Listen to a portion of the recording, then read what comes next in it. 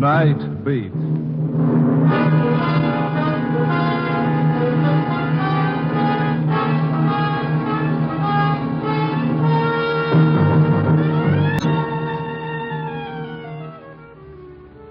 Hi, this is Randy Stone. I cover the night beat for the Chicago Star. Stories start in many different ways. This one started, strangely enough, with the flame of a match, whose feeble glow lit up a lightened face in the darkness. A frightened face, twisted by an agonizing fear of death.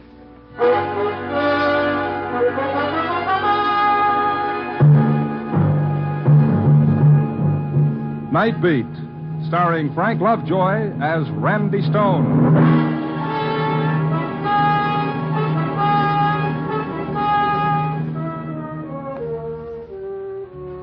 The night is a thief, some poet once wrote, that steals the colors from the day. It's kind of pretty if you like words, but for my dough, they're not exactly true. Because there are colors at night.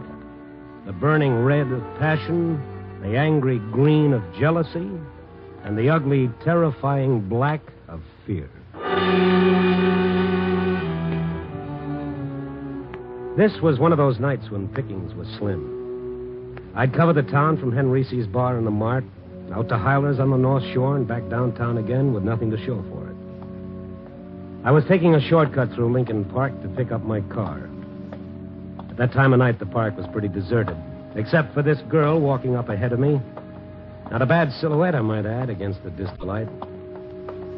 We were about halfway through the park when suddenly she stopped and threw herself onto a bench at the side of the path. There was something almost desperate about the way she did it. I ran up to her. Excuse me, are you all right? Yes, I'm all right. Well, I thought you were sick or something. I told you I'm all right. Will you please let me alone? Oh, now look, lady, it's not what you think. Well, this park at this time of night, it's no place for a girl to sit around by herself. I don't need any help. Just go away. Oh, sure, I'll get lost. I can see you're all right. Only you don't mind if I just sit here and smoke a cigarette before I go. It's a public park. I don't care what you do. Thank you. You care for a cigarette? No. Of course, in order to really enjoy a smoke, you've got to have a match first. I said in order to enjoy a smoke, you've got to... I heard you. Here. Thank you.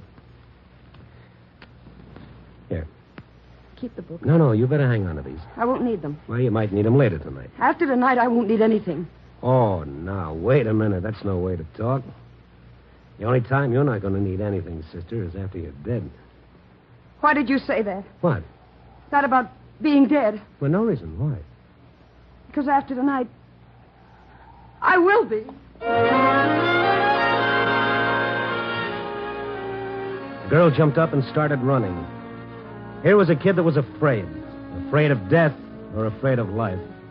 But then, isn't everybody? I turned the matchbook over and looked at the ad on the cover. Penguin Club. A little all-night jump and jive place over on Clark Street. That's one I've been missing lately.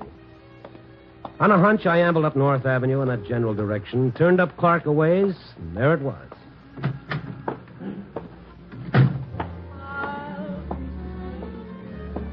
It was good to get inside out of that wind. Check your hat and coat, mister? No, thanks. I'm just looking around. Get your table? It's almost the end of the floor show. Now, anywhere in the back will be all right. Okay. The hat check girl, hostess, or whatever she was, walked me through the bar to the edge of the main room. And then I stopped and really did a take. Out in the middle of the dance floor, under a little baby spot, singing in front of a 5-piece band, was Little Miss Desperate from the park. Nice voice, don't you think? Yeah. Who is she? Oh, that's Franny. Fran Fowler. Haven't you been in here before? Not for quite a few months. Of course, she hasn't got much experience yet. From out of town, Someplace over in Wisconsin. Not bad looking, huh? In everything. Hey, what's wrong with her? Gee, I don't know. I can't. Well, how do you like that? Come on, folks. Come on. Let's give the little girl a great big hand. Nothing like a real sad song to wind up a real sad act. Especially for a real sad tomato type tomato. No. It's all in fun. So let's dance now. Come on, you lucky Ricky, guys and girls, get out of here. Move around. Hiya, Peggy, you got Silver Live one, huh? Hello, Tommy. This is Tommy Mason. Ain't he the one? Yes, he's quite the one, all right. Gee, Tommy, you sure covered up for Franny, all right. Never let down. Keep 'em going all the time. That's show business. You know how it is, mister. Oh, yes, I've heard. The show must go on. It's a new sale. You gotta keep 'em laughing. Honest, mister, he's this way all the time. What a joker. Oh, right. Look, about that girl. Franny? Yeah, Franny. What seems to be the trouble? Well, that's hard to say, pal. Maybe she just found out she ain't no Dinah Shore. And she sure ain't. Tommy, you killed me. Now, seriously, fella. Fella, why would a girl break up that way in the middle of her number and start to cry? Could be she got a cinder in her eye. But just to make sure, I'll go ask her. See you later, Tommy. Come on, fella. How's about buying a girl a drink? Oh, sure, in a minute. About this Franny. Look, do we have to talk about her? I thought you came in here for some fun. Maybe I get my fun wondering about people. What time's the next floor show? Next one's at 2, then 4. Oh, they're not kidding about this all-night business. And still another one at daylight. She's singing all of them? How should I know? She missed most of the 12 o'clock show. Just got here for that last number. Any idea where she lives? A rooming house around on Erie Street. No, the number? 391. You know, you ask an awful lot of questions. Well, that's my business. I'm a reporter, Randy Stone. I might have known it. Look, you're not going to bother her tonight, are you? Of all nights? Tonight? This is the night that Charlie Dana's being executed down at Joliet. What's that got to do with her? Well, how would you feel? Look, Mr. Stone, she's human. This is the night her boyfriend's going to die.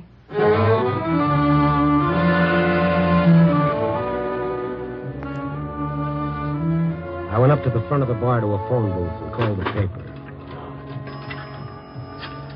There was something about this in the back of my mind somewhere. Something I ought to remember but couldn't. I had the girl on the board put me through to Gabby in the library. What, Oh, hello, Gabby. This is Randy. Yeah, Randy? What have you got on the Charlie Dana case? Still a little early, Randy. Execution's not set until 1:30. No, I mean old stuff. Oh, I got the file right here, Randy. Dug it out earlier for background. Good. Anything on a girl named Fran Fowler? Yeah, let's see. Charlie Dana, small-time gambler, killed a guy named Danelli. Oh, yes, I remember that. A gambling beat. Execution originally set for November, but he got a couple of months' stay. Oh, here she is, Fran Fowler. Singer in a nightclub. Was supposed to be his alibi, but the DA blew her up on the witness stand. She admitted she wasn't positive about when she'd been out with the guy. Oh, yeah, that was it. I knew it was something. Anything more? Oh, details, Randy, details. Okay, Gabby, thanks. I'll catch up with you.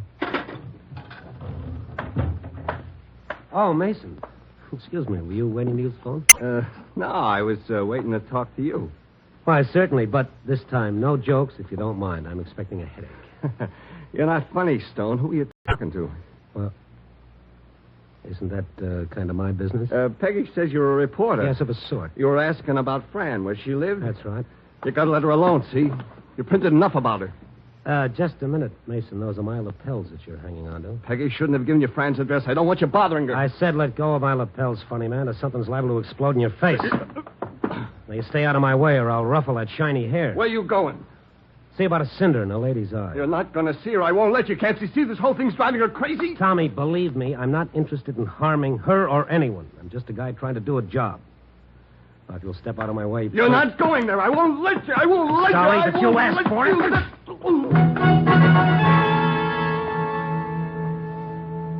My, that's a real nervous fella. Now that he'd made such an issue out of it, going around to see Fran Fowler was a definite must on my schedule. I picked up my car and drove over to Erie Street. 391 wasn't much different from any of the rest of the rooming houses on the block. I got the number of her room from the mailbox and started down the dingy corridor to room 8. I knocked at the door, but there was no answer. I knocked again, and then I smelled gas. Hey, anyone in there? Miss Fowler! Fran! I put my shoulder to the door, and the flimsy lock snapped open. I rushed into the gas-filled room, holding my breath until I could smash open the window and let in some air. And then I saw Fran Fowler, the girl from the park, lying across the bed. And on the table beside her, one of those 2 burner gas stoves with both jets wide open. I turned them off and started shaking the girl. Miss Fowler, Franny, come on, get up. You got to get out of here. Very long. Look, am I going to have to carry you? put me down. You little fool, this room is filled with gas. My purse. Where? On the table. Okay, I've got it. Oh, Fine thing with a gun in it. give that to me. Outside, baby, outside.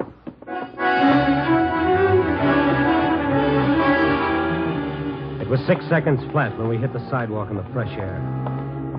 I put Fran on the front seat of my car and then ran around and climbed in behind the wheel. I headed out to Sheridan Road along the lake. The cool, clean air felt good in my lungs, and I could see Fran drinking it in, realizing now how close she'd been. I didn't make her talk until we were a long way out of town. Then I pulled over to the beach side of the road and killed my motor. We, seem to keep bumping into each other in the strangest places tonight. I guess I should say thanks. No, not at all. I'm the one who should say thanks. I still haven't returned your matches. Please don't make fun of me. No, I'm not. You see, I know now who you are.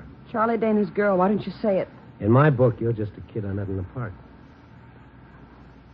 What time is it? It's 1:45. Then... Yes, it's probably all over by now. Like me to turn on the radio? No. No, I don't want to hear about it. You must love him an awful lot. Love him. I despise him. But still you were willing to alibi for him on a murder charge? I wasn't. I told him I wasn't sure of the time I was out with him, but he made me say it was the exact hour when the man was killed. Didn't you realize you might have been perjuring yourself? I didn't lie. I just didn't remember. It might have been like he said. When you're not sure, what else can you do? Yeah. How'd you happen to get mixed up with him? I didn't know anybody when I first came here. I was lonesome. And he was nice to you. He was. A lot more decent than most of the men who want to take you out when you're working in a club. And why do you hate him now? I didn't know what he did. A lot of people gamble. I didn't think too much about it. Then we got to going out evenings between shows at the club on my nights off.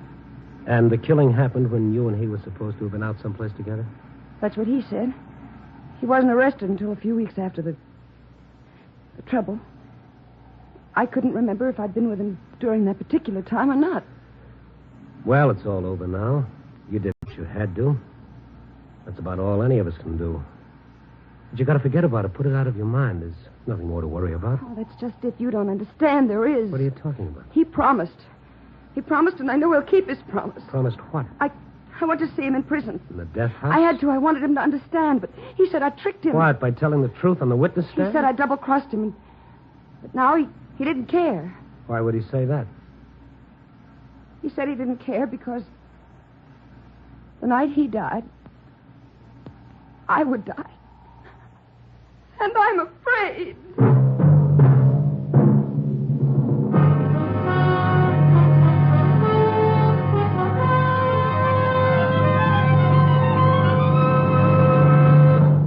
You are listening to Night Beat, starring Frank Lovejoy as Randy Stone.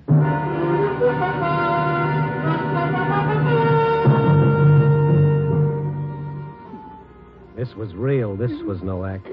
The sound she made would tear you to pieces, like some pitifully frightened animal who'd lost everything in the world.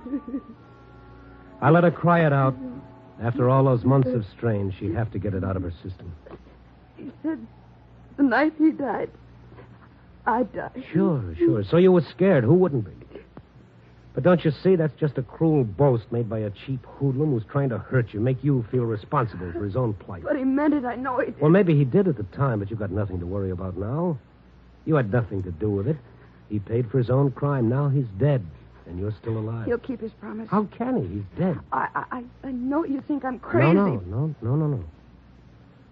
But has anyone really tried to harm you? Oh, but this wasn't the night he was supposed to. Yes, I know. The execution was originally set for November. It was that night in November. I hadn't been afraid before. I thought it was like you said, because it was bitter. But all that day I was upset. I told them at the club I couldn't work, and late in the afternoon I got a note from Peggy saying why didn't I go out to her cabin at the dunes for a couple of days. Nobody would bother me, no reporters, and I could get a good rest. So I drove out there that evening. It was quiet. Nothing around.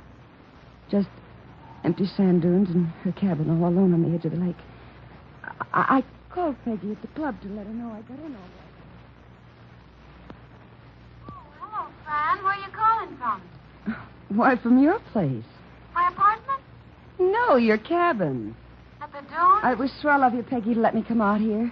Well, of course, Franny. You're welcome to use the place, but I don't quite know what you mean. Well, your note this afternoon telling me to come out here.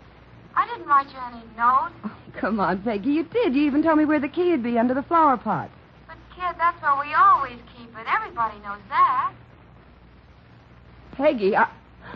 Now, don't worry about it, kid. One of the girls probably sent you the note and just hasn't had a chance to tell me about it yet. I should have thought of it myself in the first place. No, wait, Peggy. I'm scared. Well, what in the world else? Do you remember what I told you about what Charlie said the last time I saw him? Prison? It was about tonight that he said when he died... Franny, now cut it before you drive yourself Peggy, back. I'm all alone and I'm scared. I don't know what to do. Franny, you gotta hang up right away. You shouldn't be out there all alone tonight. Get in your car and come back to town as fast as you can. I'll wait for you here. All right, Peggy. All right. I hung up the phone and ran out of the house to my car. I turned on the ignition key and stepped on the starter. It wouldn't start. My car wouldn't start. I looked at the gas gauge. Empty. Somebody had drained the gas out of my car. I got out in a panic and started toward the highway. But there was a car out there, parked behind a big sand dune. I turned and ran back to the house. It was like some crazy, frightening nightmare. I didn't know what I was doing, but somehow I managed to get inside and lock the door. And then suddenly I was at the telephone. Operator? Operator, answer me. Operator, you've got to answer. I want the police. Operator, please help me. Someone... Operator! It was no use. The line was dead. While I was out